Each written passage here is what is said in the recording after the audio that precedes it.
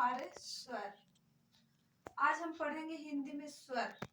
स्वर कितने होते हैं, स्वर किसे कहते हैं, आइए हम देखते हैं। स्वर हिंदी में स्वरों की संख्या 11 होती है। हिंदी में स्वरों की संख्या 11 होती है। अगर आपसे कोई पूछ ले कि हिंदी वर्णमाला में हिंदी में स्वरों की संख्या कितनी होती है तो आप बताएंगे 11, जिसमें है अ, आ, ई, उ, री, ए, ऐ, ओ, औ। ये है हमारे हिंदी के 11 स्वर।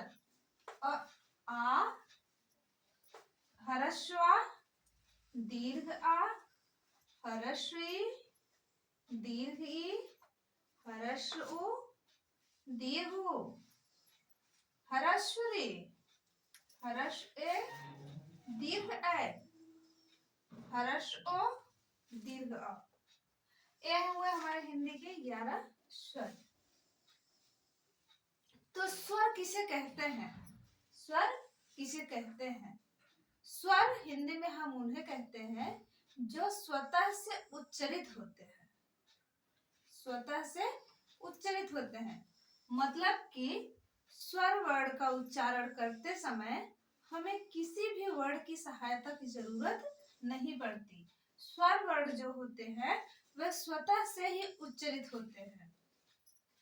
इसमें से स्वर के भेद, स्वर के 3 भेद होते हैं। ये जो हमारे 11 स्वर हैं इनके 3 भेद होते हैं।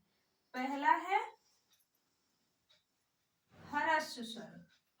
ह्रस्व स्वर पहला हो गया हमारा ह्रस्व स्वर, और दूसरा हो गया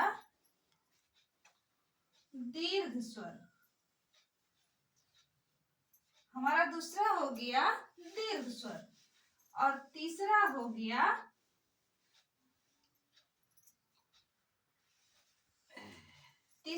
गया प्लुत स्वर।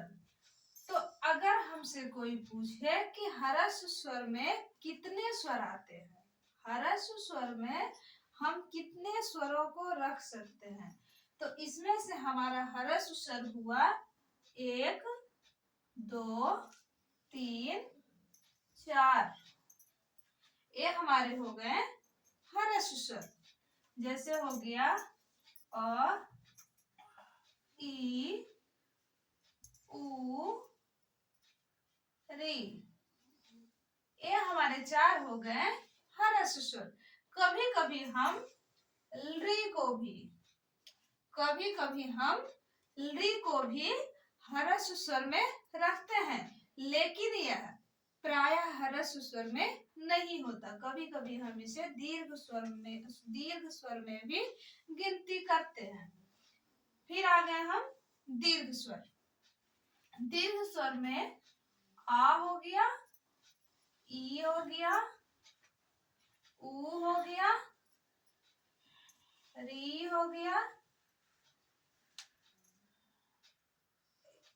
ए हो गया, ए हो गया, आई हो गया, ओ हो गया, आ हो गया। ये हमारे दीर्घ स्वर है। आ है, ई है, उ है, री है, ए है, ऐ है, ओ है, औ है। ये हमारे हिंदी के दीर्घ स्वर हो गए। फिर प्लुत स्वर। प्लुत स्वर, प्लुत स्वर जो होते हैं सदैव इनमें 3 मात्रा का लगता है चिन्ह। जैसे मेरा हो गया ए, 3 मात्रा का चिन्ह लगता है। प्लुत स्वर जो होते हैं वे विशेषकर संस्कृत भाषा में प्रयोग किए जाते हैं। प्लुत स्वर जो होते हैं वे विशेषकर संस्कृत भाषा में प्रयोग किए जाते हैं।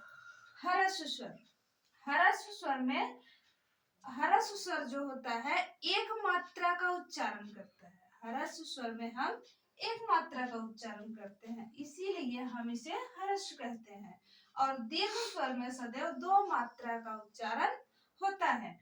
और प्लुत स्वर में सदैव तीन मात्रा का उच्चारण होता है, जिसे हम प्रायः रोने, गाने अथवा चिल्लाने अथवा किसी को दूर से बुलाने में हम प्लुत स्वर का प्रयोग करते हैं। और इसे हम संबोधन चिन्ह में भी प्रयोग करते हैं, जैसे हो गया हे राम, हे राम। तो ये हमारा तीन मात्रा का स्वर बोल, हे राम, जैसे हम बुला रहे हैं हे राम। और अक्सर हम इसे दूर से किसी को बुलाने में, रोने या गाने में इसका प्रयोग करते हैं। ये हमारे हुए हिंदी के